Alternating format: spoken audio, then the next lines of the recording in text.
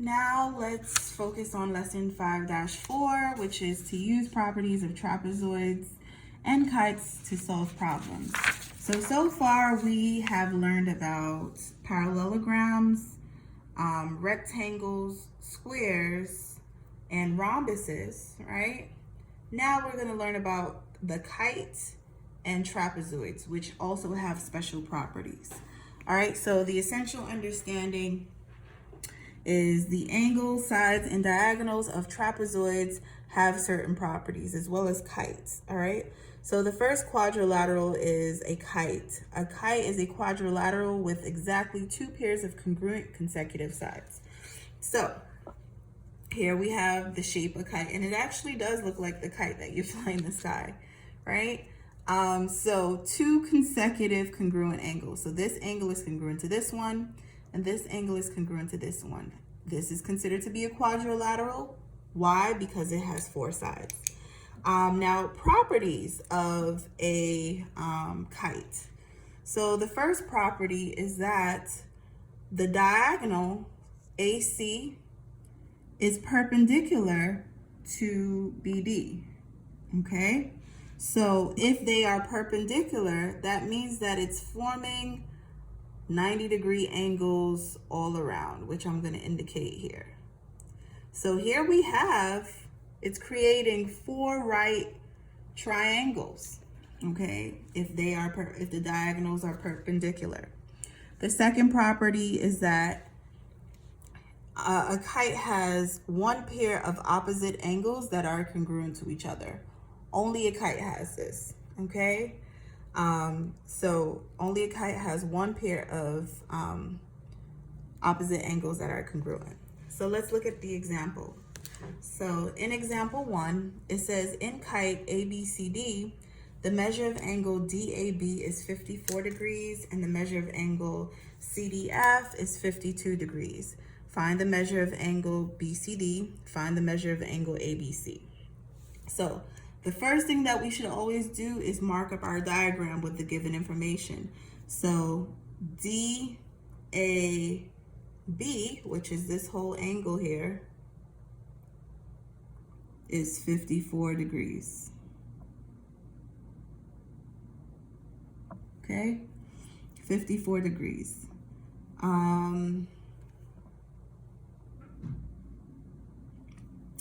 CDF, so this little angle here is 52 degrees. Okay, and they want us to find the measure of BCD. So we need to find this whole angle here. We don't know what that is yet. So what is our strategy? What do we know about kites? Let's refer back to our chart here. Well, we know that the diagonals are going to be perpendicular, therefore we're going to have right angles in here, 90-degree angles. All right, so once we have 90-degree angles, then we can start figuring out the rest of the angle measures. So if this right here is 90 degrees, this little triangle here is a right triangle. We have this angle given and this angle given, so we can find this little angle here. So you would add 90 plus 52, right? 90 plus 52, which gives us 142. And then subtract it from 180. Again, the triangle angle sum theorem will give us that answer. So 90 plus 52, and then 180 minus 142, which gives us 38. So this little angle here is going to be 38 degrees. Now, if this is 38 degrees, does this mean that this angle is going to be 38 degrees? Let's see. Okay, so yes, if this is 38, then this little angle here is also going to be 38 degrees, right? So the measure of angle BCD is equal to 38 plus 38, which gives us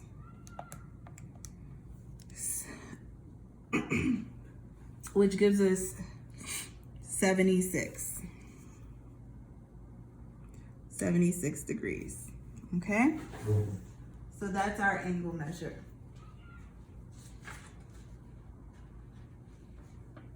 All right, that's our angle measure.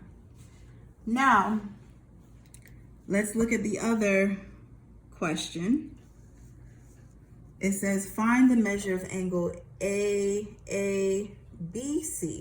So we need to find this whole angle here, right here, okay? And we remember that this angle and this angle are always going to be congruent. These two angles will be different, obviously, because this is 54 and this one is 76. So it's different. But these two angles, opposite angles, will be congruent. So if this is 52, then this little side here must also be 52 degrees, okay? Now, what we need to figure out is what this little angle is going to be here, right? So that we can figure out what these two little angles are going to be, okay? So the way we do that is, because we know the whole angle, angle A, is 54, we're going to divide that by 2. So 54 divided by 2 gives us 27. So these little angles here are going to be 27 degrees. This is 27 degrees. So now that we know that this is 27, we can add 27 and 90 and then subtract it from 180 to get this little angle right here. Okay, so 27 plus 90 gives us 117, and then 117 minus 180, so 180 minus, hope you guys can see this, 117 will give us 63. So that means this little angle here is 63 degrees, and this little angle here is also 63 degrees. So the measure of angle ABC is going to be the sum of 63 plus 52. 63 plus 52, which is going to give us 115 degrees. And that's our answer. All right, and again, the reason why we're adding these two together, because they ask us for the whole angle measure, ABC. So this will be 115, and this whole angle will also be 115, okay? Now, let's work on, oh, this has a part C, just please cross that out, that's an error. So let's look at example 2. Again, we're still learning about kites, and it's similar to example 1. So it says, in kite PQRS, the measure of angle PQR is 78, and the measure of angle TRS is 59 degrees. All right, it says find the measure of angle QPS and find the measure of angle PSR. So we have our diagram here. What do we know about kites? We know that it's going to be, the diagonals are perpendicular, and these opposite angles will be congruent, right? And let's write in the given information. So PQR, this whole angle here is 78 degrees, right? And the measure of angle TRS, so this little angle here is 59 degrees. And they want us to find QPS, so we need to find this angle, this whole angle here. That's what we're looking for. Again, so if this is 59, then this little part here is going to be 59 degrees.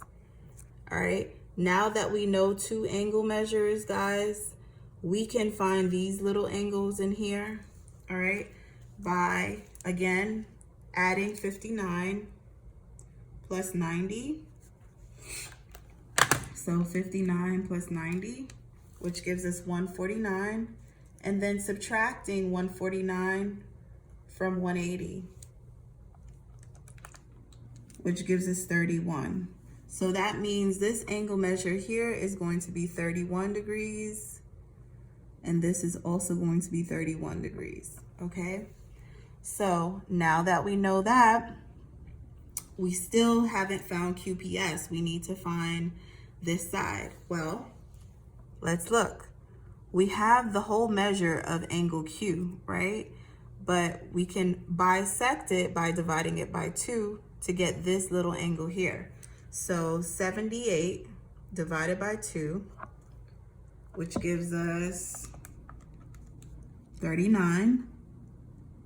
So that means this little angle here is 39 degrees and this angle here is 39 degrees. Okay? So if this is 39 and this is 39 and this is 90, we can find this little angle here. Okay? So we would add 39 plus 90,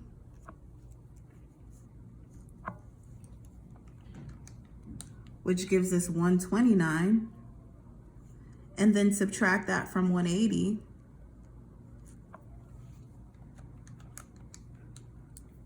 which gives us 51. So that means this little angle here is 51 degrees, and this little angle here is going to be 51 degrees as well. So we want to find QPS. QPS is the sum of 51 plus 59. So the measure of angle QPS is equal to 51 plus 59 degrees, which gives us 110 degrees, and that's our answer. Okay, that's our answer. Now, let's find PSR. So PSR is the sum of 31 plus 31, because those are the angle measure of those smaller angles. So the measure of angle PSR is equal to 31 plus 31, which is 62 degrees. And that's our answer. So your strategy is to just fill in all of the information, right? Try to figure out all of the angle measures, and then you'll be able to answer the questions, okay, after. All right, so the next shape that we're gonna learn about, quadrilateral, I should say, is the trapezoid. A trapezoid is a quadrilateral with exactly one pair of parallel sides. Each of the parallel sides is called a base. The non-parallel sides are called legs. Base angles of trapezoids are two consecutive angles whose side is a base. Okay, so here are parts of the trapezoid so that you can understand it. So this segment and this segment are both parallel to each other, and they are considered to be your bases. So I like to call this base 1, base 2, all right? The non-parallel sides are considered to be your legs. Now the angles here connected by the base is called your base angles. Same thing up here. If it's connected by a base, then those are considered to be your base angles, okay? So now if we have a trapezoid where two of the legs are congruent, this is considered to be an isosceles trapezoid. Just like we have an isosceles triangle, we also have isosceles trapezoid. And if you recall, if we have an isosceles triangle, if the base angles are congruent, then the sides are also congruent, okay? The same thing applies for isosceles trapezoids. If the sides are congruent, then the base angles are congruent. If the base angles are congruent, then the sides or the legs will be congruent. So an isosceles trapezoid is basically where two of the legs are going to be congruent to each other. Now here are some special properties that you need to know. So the first one is, if a quadrilateral is an isosceles trapezoid, then each pair of base angles are congruent. So this angle will be congruent to this one, and these two will be congruent to these two. All right. Now, if a trapezoid has one pair of congruent base angles, then the trapezoid is isosceles. So let's say, for example, they didn't tell us it's an isosceles trapezoid, but we know that the two base angles are congruent.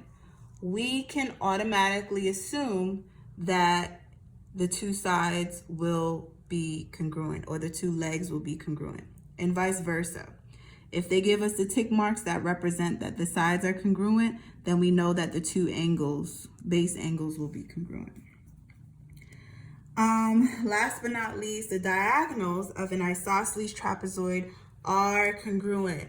So I'm just going to draw the trapezoid diagonals as a dotted line, but these two are congruent, okay? They are congruent. So now let's look at some examples. Use the properties of isosceles trapezoids to find the missing angle and side lengths below.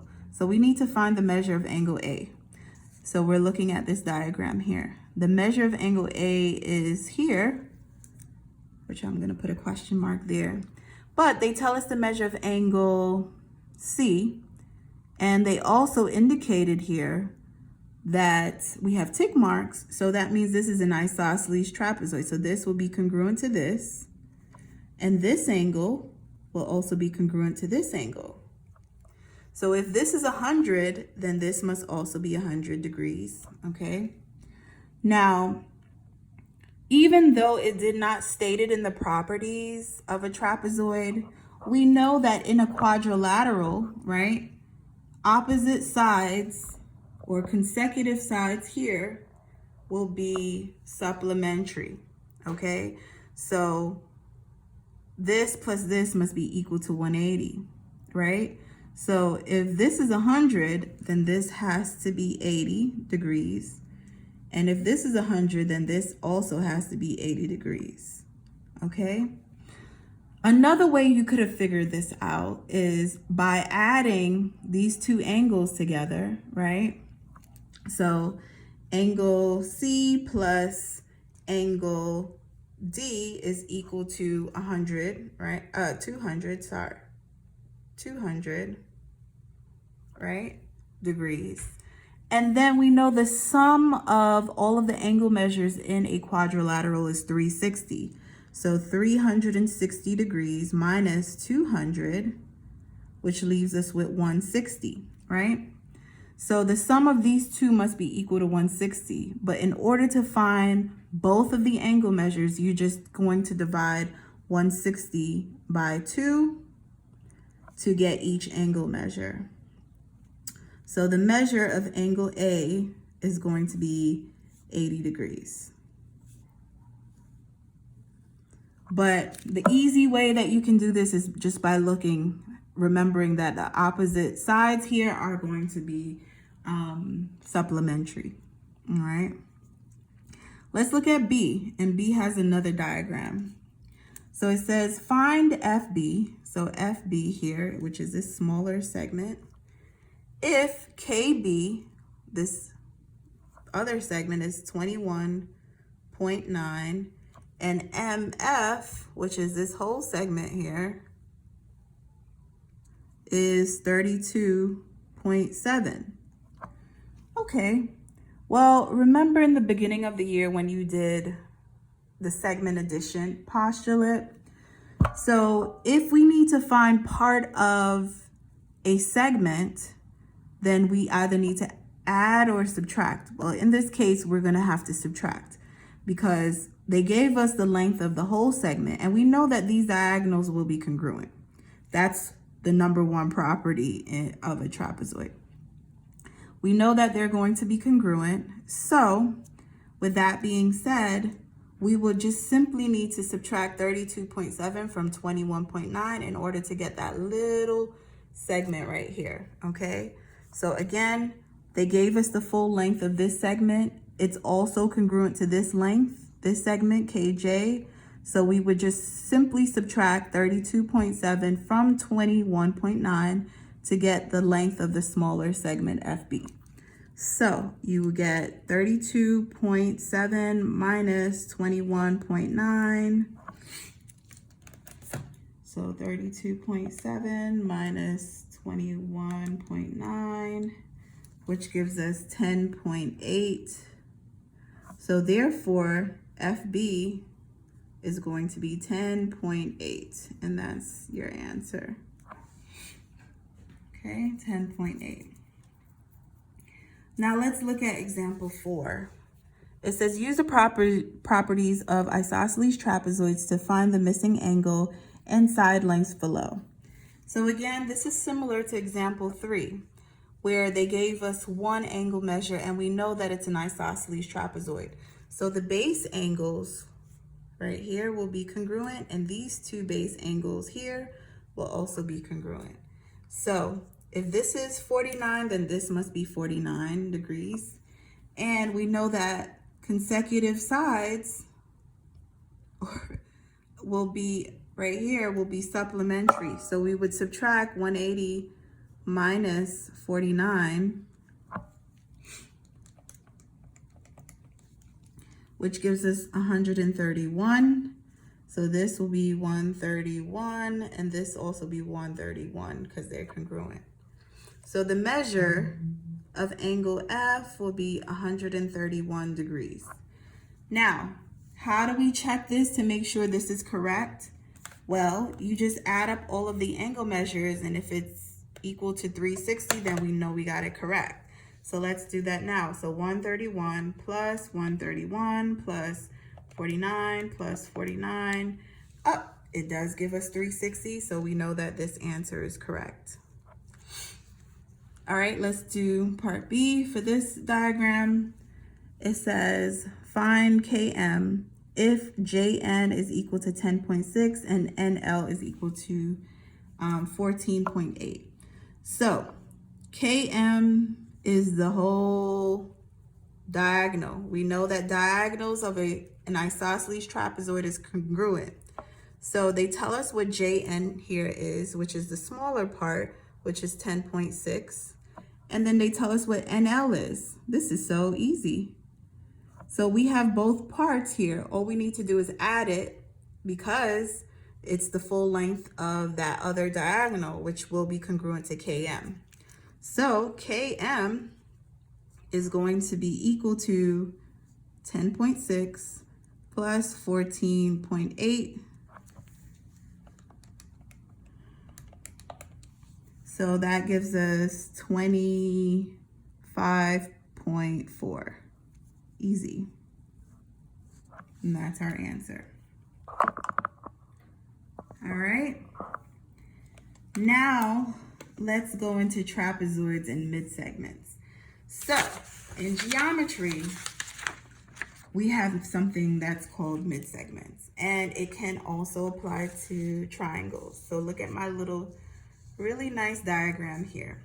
So what a midsegment is, it's basically just a segment in the middle of the triangle that basically bisects each of the side. So because it bisects each of the side, this point here is the midpoint of this side. This point here is the midpoint of this other side here. So it's a segment that connects the midpoints of two of the sides of the triangle, okay? So for example, if this side, the full length of this side was 12, then this midpoint will be split this side into 6 and 6. That would be the length. So these two segments will be congruent. If this side length was 6, then the midpoint will bisect that segment into two congruent parts. So this will be 3 and this will also be 3. Now, the relationship of the midsegment with respect to the base of the triangle is that it's exactly half of the base. So if the mid-segment length is 5, then 5 times 2 will be 10. And if the base is 10, then half of 10 will be 5. Okay? This only applies to triangles, this mid-segment. But now that we have the mid-segment of a trapezoid, it has a similar relationship, okay? So basically the mid-segment is in the middle of the trapezoid, and it's bisecting the legs of the trapezoid. So this side will be congruent to this side. This segment will be congruent to this segment. And of course you have your base 1 and your base 2. The relationship of the mid-segment is that it is exactly the sum, half of the sum of the two bases when you add them up. So if you need to find the length of the mid-segment, it will be equal to 1/2 parentheses base 1 plus base 2. Okay, and that's exactly what this theorem is saying, trapezoid mid-segment theorem. So let's look at an example. I know this is a pretty lengthy lesson. Let's look at an example, okay?